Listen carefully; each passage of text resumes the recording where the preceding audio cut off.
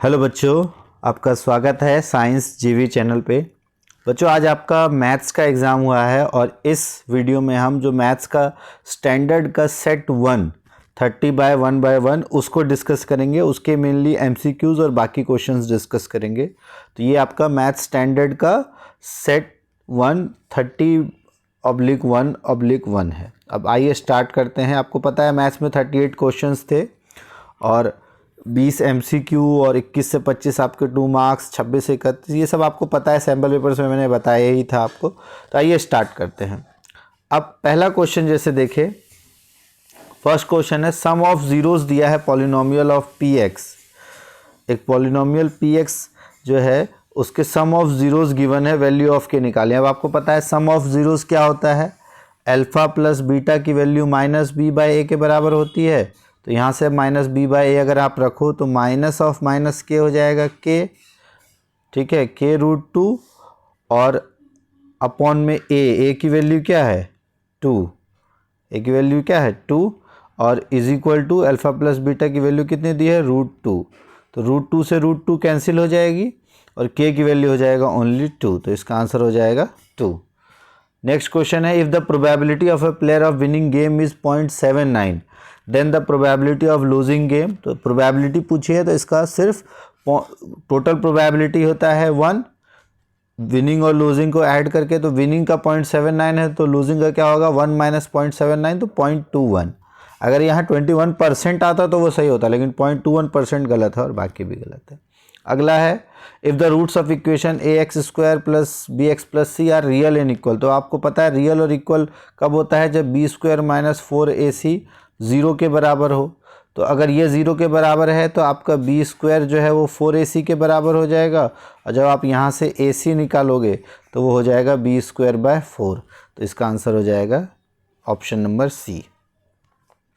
अगला देखो, इसमें कहा है एक AP है, इसका फर्स्ट टर्म दिया है, लास्ट टर्म दिया है, सम दिया है, आपको n की वैल्यू निकालनी है। अब इस तरह के क्वेश्चंस में अगर आप ध्यान से देखो तो आपको यहाँ सिर्फ n निकालना है। तो आपको फॉर्मूला एक सम का पता होगा, Sn is equal to n/2 a plus an। यहाँ d निकालने की ज़रूरत नहीं है। तो a और an, a आपको 7 और a 84, तो ये हो जाएगा 91 और n/2 और इसकी वैल्यू जो दी है आपको वो कितनी दी है 2093, ठीक है। तो जब इसको हम सॉल्व करेंगे 2093, ठीक है, जब इसको और अपॉन में 2, तो 2 से 2 कैंसिल हो गया। तो इसका मतलब है n × 91, इसकी वैल्यू आपको गिवन है 2093 और जब आप आसानी से निकालोगे 93 को इसे डिवाइड करोगे तो आंसर आ जाएगा 23, ठीक है।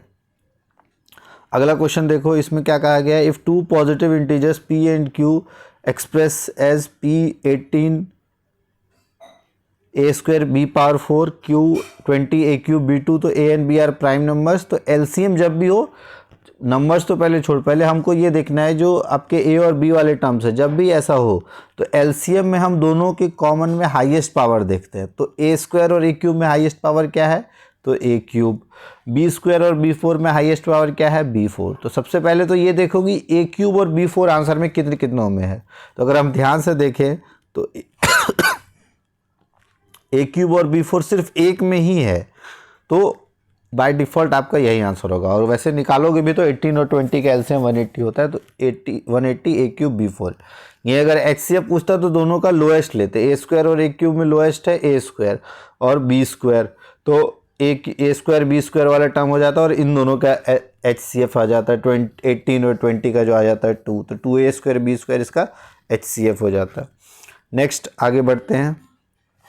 अगला क्वेश्चन जो देखो, इसमें क्या कहा गया है कि AD एक मीडियन है एक ट्राइंगल ABC का विद वर्टिसेस। मीन्स मान लो एक ट्राइंगल है ABC, इसके वर्टिसेस दिए हैं, A आपका है 5 और -6, B की वैल्यू आपको गिवन है 6 4 और C गिवन है 0 0। अब आपको पता है ये मीडियन जो है ये AD, ये इन दोनों का मिड पॉइंट होगा, ठीक है, क्योंकि ये भी इक्वल पार्ट में डिवाइड करेगा ना मीडियन। तो जब ये मीडियन डिवाइड करेगा तो इस मीडियन को निकालने के लिए क्या करेंगे हम, 6 + 0/2 तो 3 एंड 4 + 0/2 तो 3 और 2 आ जाएगा। तो अब हमको A और D आपको निकालना है जिसमें दोनों के मिड पॉइंट्स दिए हुए 5 माइनस 6 3 माइनस 2।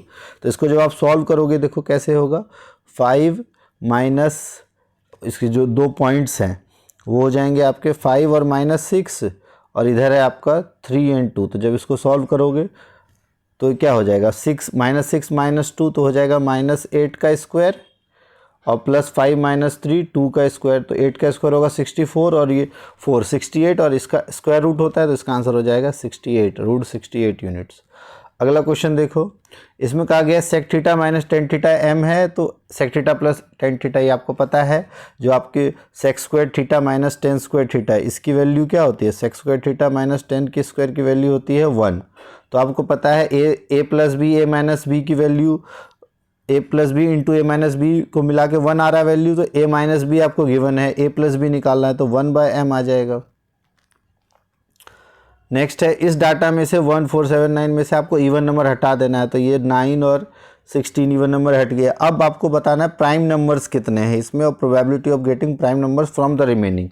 तो प्राइम नंबर सब इसमें क्या है, 7, सिर्फ एक 7 प्राइम नंबर है। टोटल अब बचे हैं कितने नंबर, 1 2 3 4 5, तो 1 और अपॉन में 5, ठीक है, तो इसका आंसर हो जाएगा बी। अगला क्वेश्चन देखो, इसमें कहा गया है आपका for some data x1 this respective frequency, आपको वैल्यू फाइंड आउट करनी है ये। तो इसको अगर आप थोड़ा सा ओपन करो तो ये क्या हो जाएगा, सिग्मा fi और माइनस सिग्मा fi, और x बार को अगर आप लिखना चाहो तो x बार क्या हो जाता है, fi अपॉन में fi सिग्मा fi ये हो जाता है ना x बार, तो इससे ये कट जाएगा, तो sigma fi minus sigma fi आ गया, तो इसका आंसर हो जाएगा 0। ठीक है, नेक्स्ट देखो, इसमें zeros of polynomial this are twice of the zeros of this. तो जब इसके पॉलिनोमियल निकालोगे तो इसको अगर मिड टर्म स्प्लिट करोगे तो हो जाएगा 4, और ये 8 और 3 में -8 और 3 में डिवाइड होगा, और जब जीरोज निकालोगे तो इसके जीरोज जो है आ जाएंगे, वो होगा एक आपका -3/4 और एक आ जाएगा आपका +2। ठीक है, तो जब इसका डबल है तो दो जीरोस क्या हो जाएंगे, जो ऊपर वाले पॉलिनोमियल्स है वो हो जाएगा -3/2 एंड 4। ठीक है, अब आपको अल्फा प्लस बीटा की वैल्यू क्या होती है, -b/a। तो अल्फा प्लस बीटा जब आप यहाँ से निकालोगे इस क्वेश्चन में देखो, -p/1 और अल्फा प्लस बीटा, अल्फा है हमारा -3/2 और बीटा है 4, तो -3/2 और 4 को जब आप ऐड करोगे तो अब देखो 4 2 जा 8 -3 5/2, और ये माइनस पी की वैल्यू 5/2 के बराबर है, तो पी की वैल्यू हो जाएगी -5/2। ठीक है, तो इस तरह से इसका आंसर हो जाएगा -5/2। कन्फ्यूज़न नहीं होना चाहिए था वहाँ पे, -5/2 नहीं, 5/2 बहुतों ने कर दिया होगा, यहाँ एक्चुअल में आंसर है -5/2। अगला है 11th question, if the distance between the point 3 - 5 and this is 15 units, तो वैल्यूज़ क्या होंगी। तो अगर आप इसका ध्यान से निकालो तो ये तो दोनों सेम है, अगर डिस्टेंस फार्मूला निकालोगे -5 - 5 ये स्क्वायर, तो ये 0 हो जाएगा, और x - 3 का स्क्वायर, तो इस तरह का आएगा x - 3 का स्क्वायर और √ इज इक्वल टू 15। ठीक है, तो अगर आप √ इससे हटाना चाहो तो x - 3 वैसे 12 आएगा आपका, एक वैल्यू आपकी 12 होगी। ठीक है, यहाँ से अगर आप देखो तो x - 3 इज इक्वल टू 15, तो x की वैल्यू एक आपकी 18 आ जाएगी, और एक वैल्यू क्योंकि माइनस में भी है ना स्क्वायर टर्म से, तो दोनों वैल्यूज आएगी जब इसको ज़्यादा सॉल्व करोगे, तो एक वैल्यू आपका प्लस में 18 और एक आ जाएगा आपका -12। -12 भी रखोगे तो -12 - 3 -15 ही आता है आंसर, उसका स्क्वायर 15 ही आएगा, तो इसका आंसर -12 और 18 दोनों आएगा इसका आंसर। ठीक है, ऑप्शन नंबर सी, बाकी ऑप्शंस में ऐसा नहीं है, तो इसलिए ऑप्शन नंबर आपका बी आएगा इसका आंसर। नेक्स्ट है, कॉस अल्फा प्लस बीटा की वैल्यू आपको गिवन है 0। आपको पता है कॉस 90 0 होता है, तो अल्फा प्लस बीटा की वैल्यू हो गई 90 के बराबर, और अल्फा प्लस बीटा बाई 2 हो गया आपका 45, तो कॉस 45 पूछा है तो वो होता है 1/√2। अगला क्वेश्चन देखो, इसमें कहा गया एक सॉलिड स्फेयर को 2 हेमिस्फेयर में कट किया गया, रेशियो ऑफ सरफेस एरिया बताना है। अब जो आपका स्फेयर है उसका सरफेस एरिया होता है 4πr², और जब इसको 2 पार्ट में कट किया तो हेमिस्फेयर का टोटल सरफेस एरिया कितना होता है 3πr², और 2 हैं तो टोटल हो जाएगा × 2, तो टोटल 4πr² अपॉन में 6πr², πr² से पाई आर स्क्वायर कैंसिल, तो 6 और 4 का रेशियो, तो 2:3 का रेशियो। तो आपको स्फेयर और हेमिस्फेयर का बताना, अगर हेमिस्फेयर अपॉन में स्फेयर होता तो 3:2 आंसर आता। नेक्स्ट है the middle most observation of every data arranged in order is called. तो मिडल मोस्ट ऑब्जर्वेशन क्या होती है आपकी? मीडियन। नेक्स्ट है volume of largest circular cone. तो अगर आप देखो एक आपको मान लो क्यूब है और लार्जेस्ट सर्कुलर कोन जो इसमें आ सकता है, तो इसका जो डायमीटर है वो इसके एज के बराबर होगा, तो इसका जो रेडियस है वो इसके डायमीटर के हाफ हो जाएगा, और हाइट जो है वो इसके जो एज है उसके बराबर हो जाएगा। तो वॉल्यूम ऑफ कोन क्या होता है? 1/3 पाई, आर की वैल्यू क्या है? इसके एज के हाफ, तो एज 2 है तो हाफ हो जाएगा 1, तो पाई आर स्क्वायर, और एच जो है वो 2, तो अगर आप देखो तो यहाँ से आंसर आ जाएगा 2π/3। तो आंसर नंबर डी। अगला क्वेश्चन देखते हैं, क्वेश्चन नंबर 16। इसमें कहा गया है 2 डाई को रोल किया गया है, the probability of getting sum of number of 2 dice as 2। अब आपको पता है जब डाई को रोल करते हैं 2 डाई को, तो टोटल आउटकम्स 36 होते हैं, ठीक है। अब सम 2 कब आ सकता है? तो सम 2 आ सकता है सिर्फ 1 और 1 में। 3 कब आएगा? 1 2 और 2 1, ठीक है। और 5 कब आएगा? 1 4 2 3, और अपोजिट 4 1 और 3 2, यही ऑप्शंस है। तो टोटल फेवरेबल आउटकम्स कितने हैं? 1 2 3 4 5 6 7, और टोटल आउटकम्स है 36, तो आंसर हो जाएगा इसका 7/36। अगला क्वेश्चन है the centre of circle is this if one end of diameter is this find the other and. तो इस क्वेश्चन में थोड़ा सा आपको दिमाग लगाना था। मान लो ये क्या कहा गया, एक सर्कल है, इसका सेंटर है ये, ठीक है, एक एंड डायमीटर का है 6 0, ठीक है, और ये आपका 2 0 गिवन है, आपको ये निकालना है। अब 0 है तो एक वाई टर्म्स तो 0 हो जाएगा, एक्स टर्म आपको निकालना है। अब ये मिड पॉइंट थ्योरम से जब आप निकालोगे तो इसका क्या मतलब है? x + 6 अपॉन में 2 = 2, तो x + 6 = 4, और x की वैल्यू हो जाएगी -2, तो इसके लिए आंसर हो जाएगा आपका -2 and 0, ठीक है। तो ये ऑप्शन नंबर -2 and 0 जो आपका ऑप्शन नंबर सी है, ये आंसर आएगा। नेक्स्ट है 18th क्वेश्चन। इसमें कहा गया है इन द गिवन फिगर, जो ग्राफ है 2 लीनियर इक्वेशंस का, इसमें आपको बताना है ये कंसिस्टेंट है यूनिक सॉल्यूशन के साथ with infinitely many solution, inconsistent और inconsistent but can be made consistent by extending these 2 lines. अब इस क्वेश्चन में सिली मिस्टेक्स के कारण बहुत आप लोगों ने गलती की होगी, कुछ लोगों ने। अब इसमें क्या कहा गया है कि अगर आप देखो तो ये आगे तो लाइन ये इंटरसेक्ट कर रही हैं, तो आप पढ़ोगे कंसिस्टेंट विद यूनिक सॉल्यूशन, आगे तो इंटरसेक्ट करेंगे, आप ये आंसर मार्क करके आ जाओगे। लेकिन हमें सिर्फ अभी जो ग्राफ की पोजीशन है उसके अकॉर्डिंग देखना है। तो बेस्ट पॉसिबल आंसर जो है वो है डी, कि it is right now it is inconsistent but can be made consistent by extending these lines. तो इसको जब आगे बढ़ाओगे तब वो एक कंसिस्टेंट हो जाएंगे, बट अभी क्या है? इनकंसिस्टेंट। इसका मोस्ट प्रोबेबल आंसर डी है, तो इसका आंसर हो जाएगा डी, ए नहीं होगा। ए जिसने भी किया वो गलत हो जाएगा।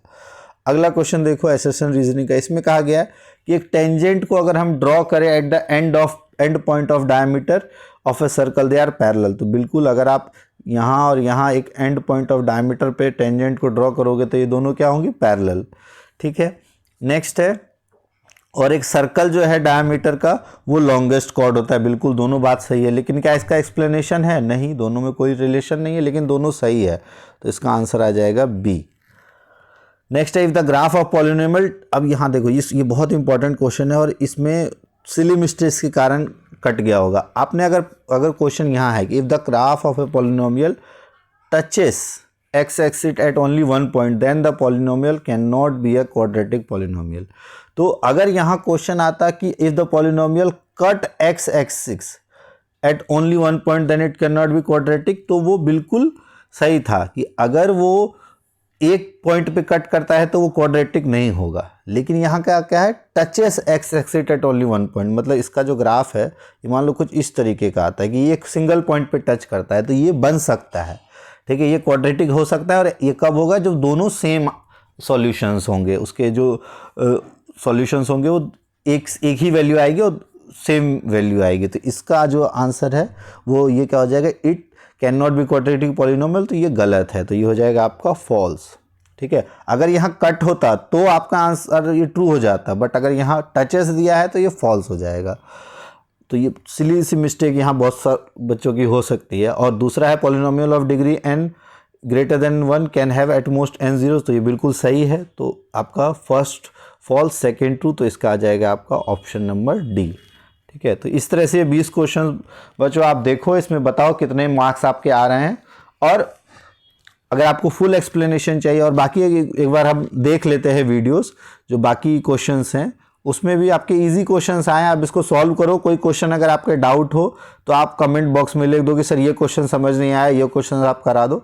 ठीक है। मेनली तो आप MCQs आप अपने करेक्ट देखो आपके कितने आए हैं और बताओ, कमेंट बॉक्स में लिखो। अगर आपको कोई क्वेश्चन में डाउट है तो वो भी आप कमेंट करो। और ये साइंस जीवी चैनल को सब्सक्राइब करो, लाइक करो। इस चैनल पे आने वाले टाइम में हम जो साइंस से रिलेटेड वीडियोस और मैथ्स के 9, 10th और साइंस से 9, 10th, 11th केमिस्ट्री, बायो, ये सारी वीडियोस हम चैप्टर वाइज डालेंगे। तो आप लोग जो भी 10th के स्टूडेंट हो, जब आप आगे 11th में आओगे तो ज़रूर इस चैनल को फॉलो करते रहना। इसमें हम अच्छे अच्छे कंटेंट चैप्टर वाइज सभी कंटेंट डाले जाएंगे।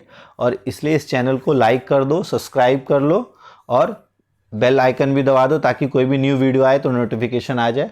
और कमेंट करो कितने मार्क्स आते हैं आपके सेट 1 में। All the best.